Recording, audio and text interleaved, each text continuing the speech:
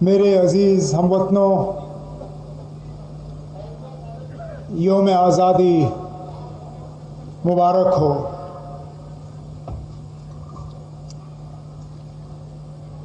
آج کا دن ملک بھر میں خوشیوں کا دن ہے۔ آج ہم آزادی کا وہ موقع منانے کے لیے یہاں جمع ہوئے ہیں جس کے لیے صدیوں نے قربانیاں دیں، لیکن آج جہاں ایک طرف سے ملک بھر میں آزادی کو لے کے خوشی منائی جا رہی ہے،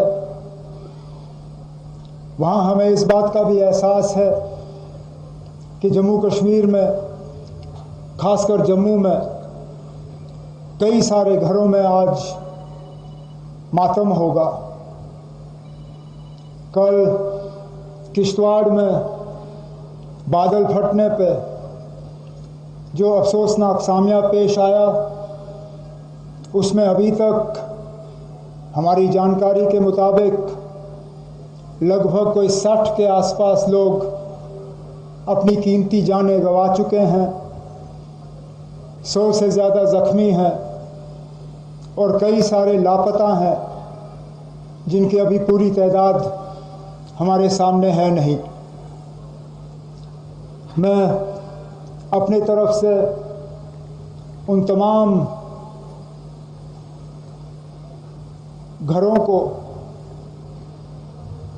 جن کے آج پیارے لوگ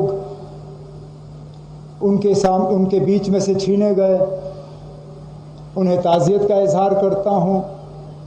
اس کے ساتھ ساتھ وہ لوگ جو زخمی ہوئے ان کے لیے دعا کرتا ہوں کہ وہ جلد سے جلد پوری طرح سے صحتیاب ہوں۔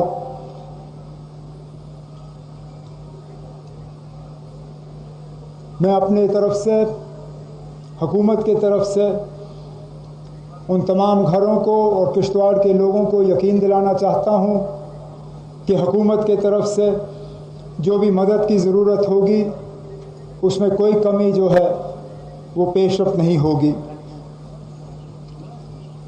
آگے آنے والے دنوں میں ہمیں طے کرنا ہوگا کہ آخرکار یہ ہوا کیوں، کہیں لاپرواہی تو نہیں ہوئی، کیونکہ موسم کے بارے میں ہمیں پہلے سے ہی خبر تھی، تو کیا ہم حکومت کے طرف سے، انتظامیہ کے طرف سے اور اقدامات اٹھا سکتے تھے یا اور قدم لے سکتے تھے جس سے کہ یہ قیمتی جانیں بچائی جا سکتی تھی؟ آنے والے دنوں میں بھی اس پہ شاید ہمیں جواب دہ اپنے آپ کو بنانا ہوگا۔ میرے لیے آج کی یہ تقریر اپنے آپ میں بہت معنی رکھتی ہے۔ 6 سال سے زیادہ عرصہ بیت چکا ہے جبکہ جموں کشمیر کے لوگوں نے اپنے چنے ہوئے نمائندے کو یہاں سے تقریر کرتے ہوئے سنا ہے۔ مجھے خود 11 سال ہو گئے جبکہ میں نے یہاں اس سے پہلے جموں کشمیر کے لوگوں کو یہاں اس اسٹیج سے جو ہے خطاب کیا۔ ان 10-11 سالوں میں بہت کچھ بدلا۔ جہاں پچھلی بار جب میں یہاں کھڑا تھا تو جموں کشمیر ریاست کا وزیر اعلیٰ تھا، اس ملک میں ہماری اپنی ایک پہچان تھی، ہمارا ایک خصوصی درجہ تھا، ہمارا اپنا جھنڈا تھا، ہمارا اپنا آئین تھا۔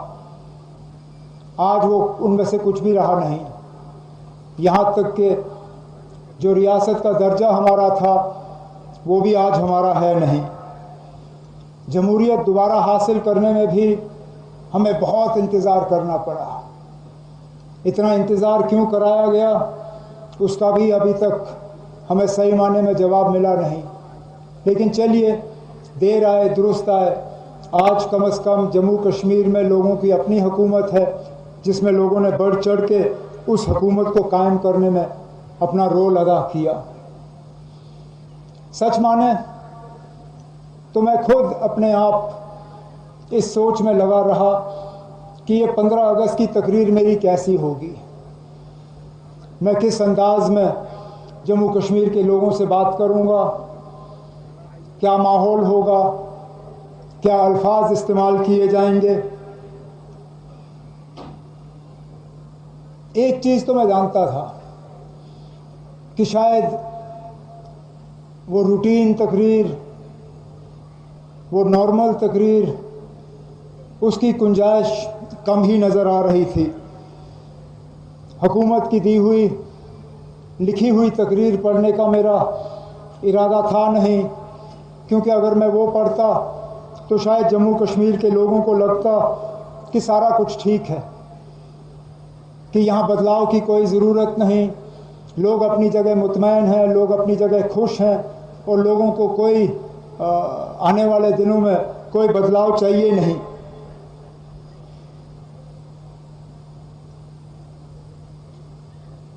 कुछ हमारे दोस्त और खैर खा जो हैं वो बार बार मुझे बताते रहे कि आप इस साल कुछ बदलेगा, इस साल ऐलान होगा, आप इंतज़ार करिए, 15 अगस्त को जम्मू कश्मीर के लिए दिल्ली से बड़ा ऐलान होगा।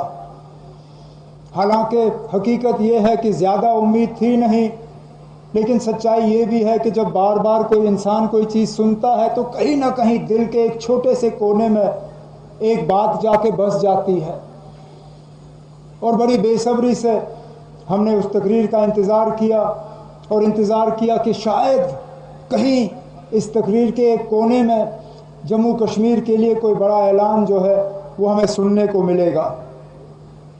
ये तब भी मुझे कहा गया था कि कागज़ तैयार हो रहे हैं, बस अब वक्त की बात है, आप इंतज़ार करिए, हो गया। हमने इंतज़ार किया, हुआ नहीं।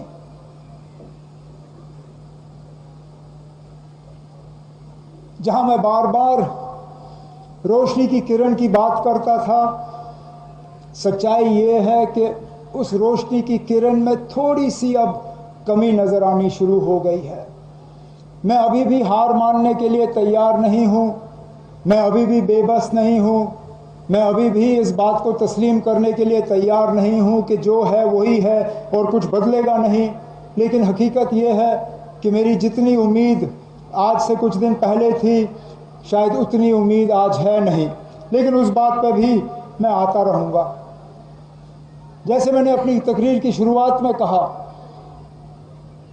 इन 11 सालों में जब से मैं यहाँ एक बार पहले खड़ा था और आज खड़ा हूँ, बहुत कुछ बदला, बहुत तब्दीलियाँ आई और उन तब्दीलियों के पीछे सबसे बड़ा मकसद ये था कि जम्मू कश्मीर को बाकी मुल्क के साथ पूरी तरह से मिलाना है, जम्मू कश्मीर को बाकी मुल्क के साथ बराबरी का दर्जा देना है, जम्मू कश्मीर और बाकी मुल्क के साथ कोई फ़र्क नहीं होना चाहिए, जम्मू कश्मीर को हमने बेहतर बनाना है।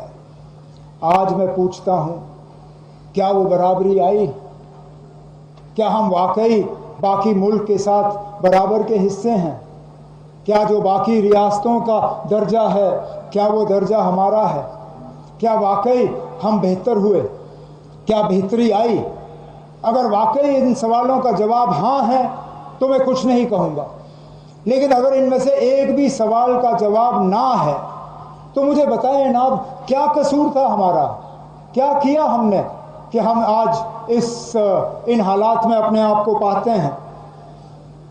मैंने जब बेहतरी की बात की तो शायद पूरी दुनिया में मैं एक लौता इंसान हूँ जो ये सही माने में तय कर सकता है कि कितना फ़र्क आया है। जैसे मैंने आपसे कहा, इससे पहले जब मैंने यहाँ इस स्टेज से आप सबों को खिताब किया, मैं जम्मू कश्मीर रियासत का वज़ीर आला था। 6 साल मैं रियासत का वज़ीर आला बना रहा।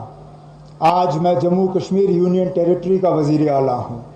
मैं जानता हूँ कितना फ़र्क है एक रियासत और एक यूनियन टेरिटरी में। मैं तो ये कहता हूँ कि यूनियन टेरिटरी चीफ मिनिस्टरशिप मैं किसी पे ना सोचूं, मैं चाहता हूँ कि किसी को भी ये हासिल ना हो कि वो यूटी विद असेंबली का जो है वज़ीर आला बने, क्योंकि इसमें परेशानियाँ اور تکلیفوں کے علاوہ بہت کم نظر آتا ہے۔ میں نے بار بار کہا ہے کہ یہاں پہ یہ جو ہے یہ سسٹم گورننس کا، یہ جو طریقہ کار اپنایا گیا ہے گورننس کا، یہ کامیابی کے لیے نہیں ہے، یہ ناکامیابی کے لیے ہے۔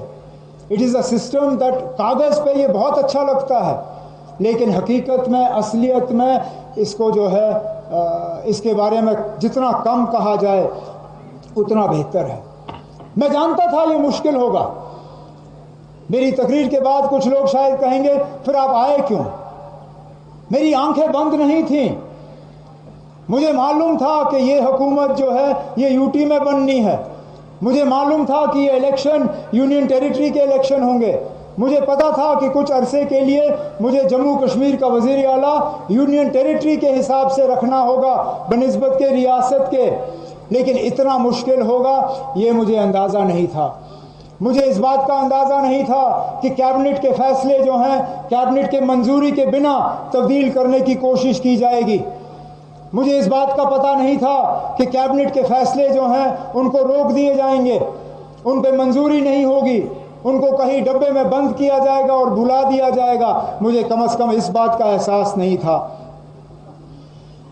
کبھی کبھی ایسا لگتا ہے کہ یہ حکومت، اس کو اگر ہم کسی اور چیز کے ساتھ اس کی ہم برابری کریں تو آپ ایک گھوڑا لے لیجئے، گھوڑے کی آگے کی 2 ٹانگیں باندھیے اور پھر گھوڑے سے کہیے بھاگیے، وہ گھوڑا چل پائے گا، یہاں سے وہاں تک پہنچ پائے گا، لیکن پہنچنے میں بہت تکلیف کا سامنا کرنا پڑے گا، بہت مشکل سے پہنچے گا، اور جس تیزی اور جس رفتار سے وہ گھوڑا پہنچنا چاہے گا، جس تیزی اور جس رفتار سے وہ گھوڑا پہنچ سکے گا، وہ گھوڑا پہنچ نہیں پائے گا۔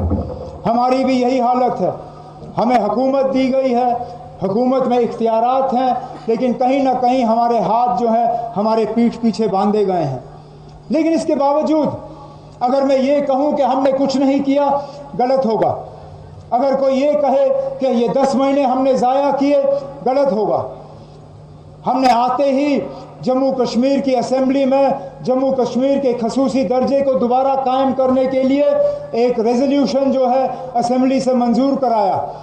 ہم نے جموں کشمیر کو دوبارہ ریاست کا درجہ ملے، اس کے لیے ہم نے کیبنٹ کی منظوری ایک ریزولوشن پاس کرایا۔ ہم نے بجٹ کے تحت جموں کشمیر کے لوگوں کے لیے کچھ ایسے فیصلے لیے جن سے ان کی روزمرہ کی زندگی میں بہتری آئی، چاہے وہ تعلیم کو لے کے ہو، چاہے وہ صحت کو لے کے ہو، چاہے وہ سوشل ویلفیئر کو لے کے ہو، چاہے وہ ٹرانسپورٹ کو لے کے ہو، چاہے وہ ٹورزم کو لے کے ہو، چاہے وہ ایگریکلچر کو لے کے ہو، جو بھی محکمہ ہو حکومت کا، ہماری کوشش رہی کہ جتنے بھی ہمارے اختیارات ہیں ان کو صحیح طریقے سے استعمال کر کے جموں کشمیر کے لوگوں کو کم از کم اس حکومت کا جو ہے ہم فائدہ دکھانا شروع کریں۔ سردیوں میں جب بھاری برف باری کے بعد بجلی کا نظام بگڑا تو شاید پہلی مرتبہ ایسی نوبت آئی کہ حکومت نے چند گھنٹوں کے اندر اندر تمام بجلی جو ہے وہ دوبارہ لوگوں کو فراہم کی۔ اس سال گرمیوں میں جب جموں میں پانی کی قلت رہی، بجلی کی قلت رہی، تو حکومت نے فٹافٹ اس کو درست کیا۔ یہاں پہ ہم نے زراعت کو اور بڑھاوا دینے کے لیے جو HADP کا پروگرام ہے اس کی جو آمدنی ہے، اس کے لیے جو رقم ضائع کرنا تھا اس کو ہم نے بڑھا دیا۔ یہاں کے نوجوانوں کی بے روزگاری کم ہو، بے روزگاری کا خاتمہ سرکاری ملازمت سے نہیں ہو سکتا، یہ ہم سب جانتے ہیں، لیکن غیر سرکاری ملازمت قائم کرنے کے لیے کیا اقدامات اٹھائے جا سکتے ہیں، اس کے لیے ہم نے ایک نئی اسکیم مشن یووا کے تحت جموں کشمیر کی نوکرسی ہے وہ حکومت کو جواب دہ ہوگی، جو حکومت ہے وہ اسمبلی یا پارلیمنٹ کو جواب دہ ہوگی، اور جو اسمبلی یا پارلیمنٹ ہے وہ لوگوں کو جواب دہ ہوگی۔ لیکن جموں کشمیر میں کہیں نہ کہیں یہ ٹرپل چین آف اکاؤنٹیبلٹی جو ہے یہ چلی نہیں ہے۔ میں آج اسمبلی کو جواب دہ ہوں، اس میں کوئی شک نہیں ہے۔ میرے منتری جو ہیں، میرے منسٹر جو ہیں، میرے وزیر جو ہیں وہ اسمبلی کو جواب دہ ہیں، اسمبلی کے ممبران جو ہیں وہ لوگوں کو جواب دہ ہیں، اس میں بھی کوئی شک نہیں ہے۔ لیکن ہمارے افسر جو ہیں وہ حکومت کو جواب دہ نہیں ہے، یا کم از کم الیکٹڈ حکومت کو جواب دہ نہیں ہے، اس میں بھی انکار نہیں کیا جا سکتا۔ تو کہیں نہ کہیں جو حکومت، جو سپریم کورٹ نے لوگوں کے لیے اور لوگوں کے فائدے کے لیے ٹرپل چین آف اکاؤنٹیبلٹی کی بات کی تھی، اس کو عملی جامہ پہنانے کی جموں کشمیر میں اشد ضرورت ہے۔ آخر کار حکومت چلتی کیسی ہے؟ چنے ہوئے نمائندے جو ہیں وہ پروگرام بناتے ہیں، وہ پلان بناتے ہیں، وہ ایک خاکہ کھینچتے ہیں، وہ ایک نقشہ بناتے ہیں، لیکن اس نقشے کو رنگ بھرنے میں کام کس کا ہوتا ہے؟ افسروں کا۔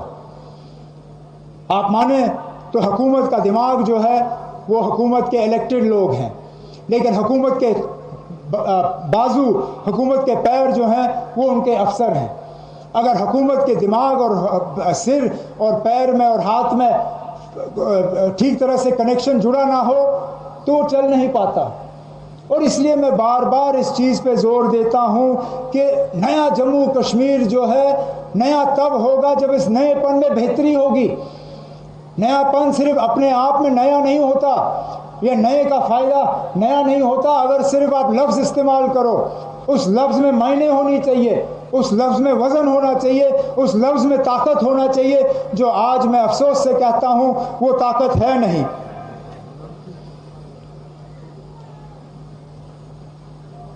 کیا ہمیں ریاست بننے کا حق نہیں ہے؟ کیا ہمیں دوبارہ ریاست بنانے کا وعدہ ہم سے کیا نہیں گیا ہے؟ کیا گیا ہے۔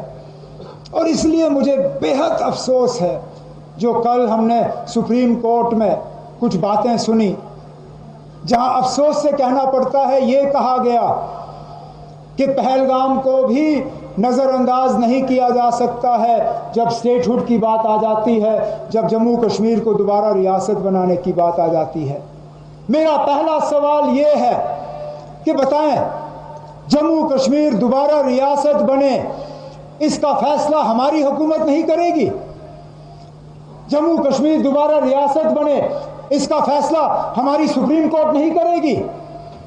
کیا دوبارہ جموں کشمیر ریاست بنے اس کا فیصلہ پہلگام کے ان قاتلوں کے ہاتھ ہوگا، یا ان کے پیچھے جو طاقت ہے ہمارے پڑوسی سرحد پار ملک، کیا وہ طے کریں گے کہ جموں کشمیر ریاست کب بنے گا؟ کیا جب کبھی ہم ریاست بننے کے نزدیک آئیں گے اور یہ لوگ کوئی حملہ کریں گے دوبارہ ہمارا ریاست کا حق ہم سے چھینا جائے گا؟ آخرکار کیا یہ انصاف ہے؟ کیا یہ صحیح ہے؟ ہمیں سزا دی جا رہی ہے اس جرم کے لیے جس جرم میں ہم شامل نہیں ہیں۔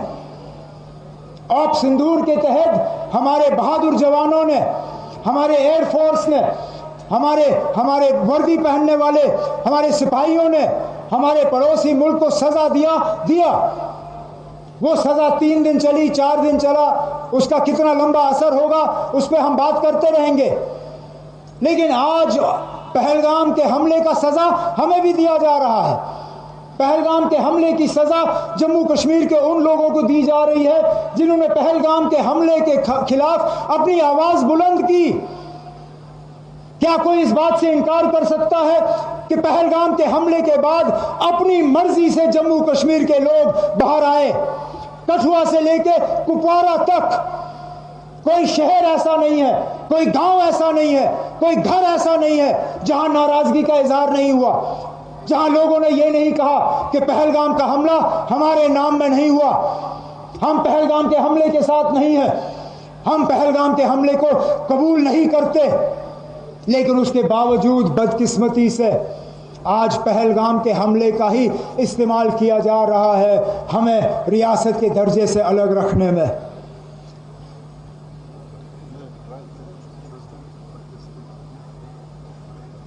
کہنے کے لیے تو میں یہ بھی کہہ سکتا ہوں کہ پہلگام کے حملے کا قصور الیکٹڈ حکومت کا نہیں ہے۔ یاد رکھیے، جو اس سے پہلے الیکٹڈ حکومتیں تھیں، چاہے وہ میری حکومت یا میری حکومت سے پہلے، ہم نے اس طرح کے حالات بننے نہیں دیے۔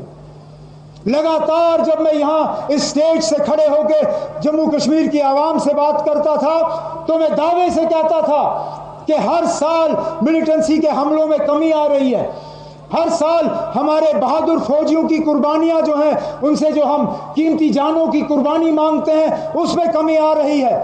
ہر سال جو علاقہ ملیٹنسی کے لپیٹ میں گھیرا ہوا تھا، اس میں ہم کمی لاتے تھے۔ آج ہم سے کہا جاتا ہے کہ الیکٹڈ حکومت پہ یہاں کی بھاگ دوڑ کو پوری طرح سے سنبھالنے کا بھروسہ نہیں کیا جا سکتا۔ ارے ناب، ہم نے کب یہ دکھایا کہ ہم اس بھروسے کے قابل نہیں ہیں؟ ایک بار بھروسہ کر کے دیکھ تو لیجئے۔ ہم اس سے پہلے بھی فیل نہیں ہوئے ہیں، اور انشاءاللہ اس کے بعد بھی ہم فیل نہیں ہوں گے۔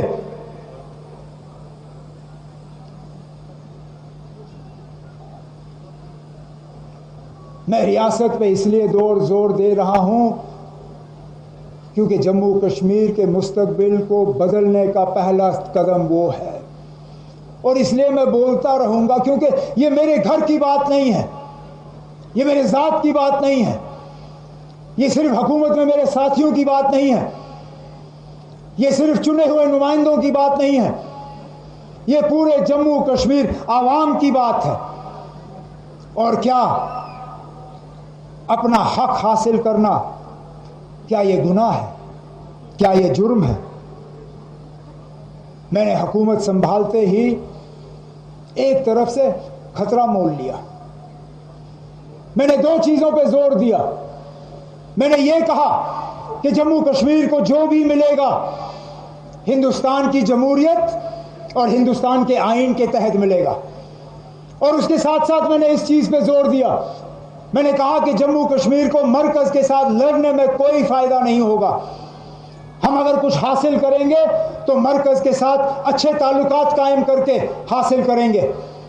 مجھے اس کے لیے تانے سننے پڑے، میرا اس کے لیے مذاق اڑایا گیا، یہاں تک کہ میں مان کے چلتا ہوں کہ کچھ حد تک مجھے سیاسی اس کا خمیازہ بھی بھگتنا پڑ رہا ہے، لیکن وہ قیمت میں ادا کرنے کے لیے تیار ہوں، کیونکہ میں دل سے مانتا ہوں کہ واقعی جو میں کہہ رہا ہوں صحیح کہہ رہا ہوں۔ لیکن تالی دو ہاتھ سے بجتی ہے، ایک ہاتھ سے نہیں۔ میں بار بار یہ کہوں کہ جموں کشمیر کو صرف اور صرف فائدہ ہندوستان کی جمہوریت میں شامل ہو کے ہوگا، جموں کشمیر کو صرف فائدہ مرکز کے ساتھ بہتر تعلقات بنا کے ہوگا۔ اگر زمینی سطح پہ یہ چیزیں درست ثابت نہیں ہوتی تو اس کا آگے جا کے خمیازہ صرف مجھے نہیں بھگتنا ہوگا، اس کا خمیازہ جموں کشمیر کی جمہوریت کو بھگتنا ہوگا، جو ہمارے لیے بہت بھاری ثابت ہوگا۔ لیکن اب وقت آ گیا ہے، ہمیں دفتروں سے باہر نکل کے اب اپنی آواز ان دروازوں تک پہنچانا ہوگا جہاں پہ ہمارے یہ فیصلے کیے جا رہے ہیں۔ ہم نے ابھی تک چٹھیوں کے ذریعے، ریزولوشنوں کے ذریعے، ملاقاتوں کے ذریعے اپنی یہ بات پہنچائی ہے۔ اب ہم اپنی بات جو ہے جموں کشمیر کے ہر گاؤں سے دلی تک یہ آواز ہم پہنچانے جا رہے ہیں۔ میرا آج ارادہ ہے، سپریم کورٹ نے ہمیں 8 ہفتے دیے ہیں، سپریم کورٹ نے کہا ہے کہ 8 ہفتے کے اندر، 8 ہفتوں کے بعد جو ہے وہ دوبارہ اس معاملے پہ سنوائی کریں گے۔ تو آج کے بعد میں اور میرے ساتھی بیٹھیں گے نہیں، میں اور میرے ساتھی تھکیں گے نہیں، ہم یہ 8 ہفتے استعمال کریں گے، جموں کشمیر کے ہر 90 کے 90 اسمبلی کانسٹیٹوئنسی میں ہم پہنچیں گے۔ 90 اسمبلی کانسٹیٹوئنسی میں ہماری کوشش ہوگی کہ ہر گھر میں، ہر گاؤں میں ہم دروازہ کھٹکھٹا کے لوگوں سے ایک دستخط لیں گے۔ جو دستخط نہیں کر سکیں گے ان سے ہم انگوٹھے کی نشانی مانگیں گے، اور ان سے ہم ایک ہی سوال پوچھیں گے، کیا آپ کو دوبارہ جموں کشمیر کو ریاست کا درجہ دلوانا ہے یا نہیں؟ یا تو میں صحیح ہوں گا یا میں غلط ہوں گا۔ اگر اس کاغذ کو دستخط کرنے کے لیے تیار نہیں ہے تو میں اپنی ہار قبول کر کے مانوں گا کہ جموں کشمیر ان حالات سے مطمئن ہے، جموں کشمیر کے لوگ ان حالات سے خوش ہیں۔ لیکن میرا دل کہتا ہے کہ ان 8 ہفتوں میں ہم لاکھوں کی تعداد میں دستخط اکٹھے کر کے مرکز کی حکومت کے حوالے اور سپریم کورٹ میں ججوں کے حوالے کر کے جموں کشمیر کے لوگوں کی دلوں کی آواز جو ہے ان دروازوں تک پہنچا کے وہاں سے ہم انصاف حاصل کر کے ہی انشاءاللہ آرام کریں گے۔ لیکن تب تک जब तक कि जम्मू कश्मीर को दोबारा इंसाफ नहीं मिलता, हमें अपनी कोशिशें और अपने इरादे इस मुल्क को उस मुकाम तक पहुंचाने के लिए जिंदा रखने होंगे जिस मुल्क की एक उम्मीद लगाए हुए उन लोगों ने ज़िंदगी और अपनी जान कुर्बान की जिन्होंने हमें ये आज़ादी दिलवाई। चाहे वो महात्मा गांधी हो, चाहे वो पंडित जवाहरलाल नेहरू हो, चाहे वो सरदार पटेल हो, चाहे वो मौलाना आज़ाद हो, चाहे वो सुभाष चंद्र बोस हो, चाहे वो हज़ारों और हो जिनके नाम तक हम नहीं जानते, लेकिन जिन्होंने इस मुल्क को आज़ाद करने के लिए अपनी ज़िंदगी कुर्बान की। हमें उस हिंदुस्तान को हासिल करना है जिस हिंदुस्तान के लिए उन्होंने वो अपनी जान की कुर्बानी दी। हमें वो हिंदुस्तान हासिल करना है जिसमें सबको बराबरी का हक है। हमें वो हिंदुस्तान हासिल करना है जिसमें भाईचारा जो है वो बुलंद रहे। हमें वो मुल्क हासिल करना है जिसमें हर किसी को इस मुल्क की तरक्की में शामिल होने का बराबर का हिस्सा जो है वो मिले और हासिल और शामिल होने में बराबर का जो है हक हो। और हमें वो हिंदुस्तान, वो मुल्क कायम करना है जो अपने आप में खुद कफील हो, मजबूत हो, ताकतवर हो और किसी का डर ना हो। इस उम्मीद के साथ कि वो मुल्क कायम हो और उस मुल्क में जम्मू कश्मीर को अपना दर्जा जो है दोबारा वापस मिले, मैं एक बार फिर आप सबको इस मौके पे, आज़ादी के इस मौके पे आप सबको मुबारक करते हुए आपसे अब इजाज़त चाहता हूँ। बहुत बहुत शुक्रिया। जय हिंद, जय जम्मू कश्मीर।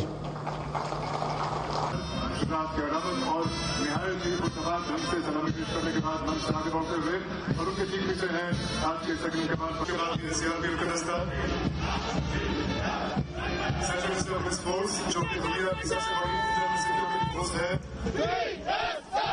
प्रेसिडेंट की कमान संभाल रहे हैं चंद्रशेखर से आगे बढ़ता हुआ सीआरपीएफ का हिस्सा, और सीआरपीएफ के नाम ये है एसएसपी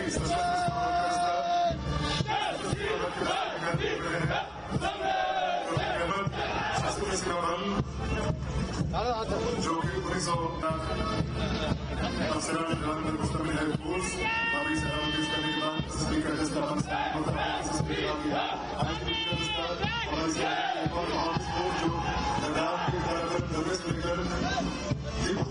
अरुणाचल प्रदेश तक हमारे मुल्क की हिफाजत कर रहे हैं। आईटीबी का दस्ता है, असल जवान और आईटीबी के आगे का हाथ है।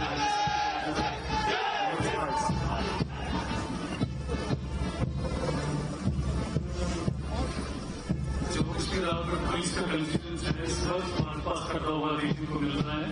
जो कश्मीर राज्य पुलिस की एसपी मानिक शर्मा इसकी गिरफ्त करें, उन्होंने सलामती पर मामूल उसकी गिरफ्त करें, उसकी गिरफ्त करें scientific know how based methodology को एम्प्लॉय करके नेचुरल डिजास्टर्स और मैन मेड डिजास्टर्स के मौके पर आवाम के लिए राहत कार्य मैसर करते हैं। पैरेंट कौम का करोड़ों रुपयों का इमदाद आदि होता वारदातों से बचाते हैं और गाँव के मुस्लिक हो जाते हैं। फॉरेस्ट प्रोडक्शन फोर्स हमारे सर्वस होने के मुहाफिज, वाइल्ड लाइफ हेल्थ के मुहाफिज। आगे का हाल मेरे साथी कमेंटेटर मुस्कान सानी की।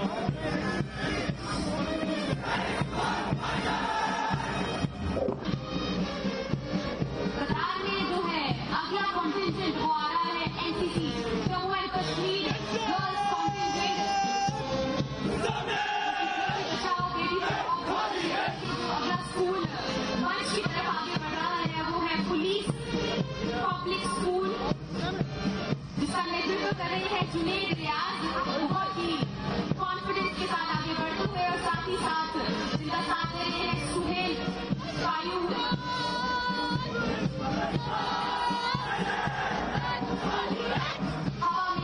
कॉन्फिडेंस और एग्जीक्यूशन ग्राउंड पर। इसके साथ अगले जो कॉन्टिजेंट है वो है government higher secondary school Kothiwal.